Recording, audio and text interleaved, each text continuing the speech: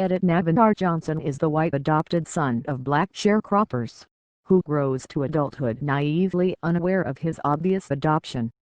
He stands out in his family not just because of his skin color but because of his utter lack of rhythm when his adopted family plays spirited blues music. One night, he hears a Champagne-style rendition of Crazy Rhythm on the radio and he spontaneously begins to dance.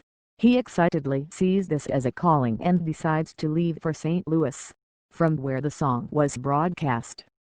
On the way, he stops at a motel, where a dog wakes him up by barking at his door. Navin thinks the dog is trying to warn of a fire. He wakes up the other hotel guests to rescue them, telling the dog they will name him Lifesaver. After everyone realizes it was a false alarm, one of the guests suggests naming the dog Shiphead. Navin takes the dog as his own, indeed naming it Shiphead. Navin gets a job and room at a gas station owned by Harry Hartonian. He is thrilled to find that he is listed in the local phone book, as his name is in print for the first time. Not long after, the gun-wielding lunatic randomly flips through the phone book and picks Johnson, Navinar as his next random victim bastard. As the madman watches through his rifle scope, waiting for a clear shot, Navin fixes the slippery glasses of a customer, Stan Fox, by adding a handle and a nose brake. Fox offers to split the profits 50/50 with Navin if he can market the invention, then departs. Seizing his chance, the crazed sniper shoots but misses. The lunatic chases Navin to a traveling carnival, where Navin hides out, eventually getting a job with XJMVS shows as a weight guesser. While employed there, Navin meets an intimidating daredevil biker named Patty Bernstein and has a sexual relationship with her, finally realizing what his special purpose his mother's euphemism for his penis is for. He then meets a woman named Maureen and arranges a date with her.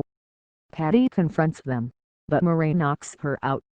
While courting, Navin and Marie walk along the beach and sing Tonight You Belong to Me. Navin plays the ukulele and Marie the cornet. Navin and Marie fall in love, but Marie reluctantly leaves him because of his lack of financial security. She writes a note and slips out while Navin is in the bath. He becomes depressed, telling Shiphead to leave and find a better master, then changes his mind after the dog immediately tries to run off.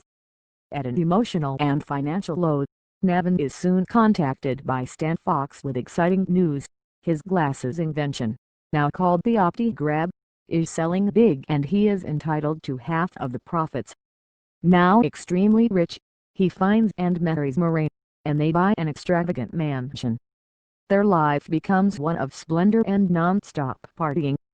However, motion picture director Carl Reiner files a class action lawsuit against Navin and claims that the OptiGrab caused his eyes to be crossed, and that his resulting poor vision caused the death of a stunt driver in the film he was directing.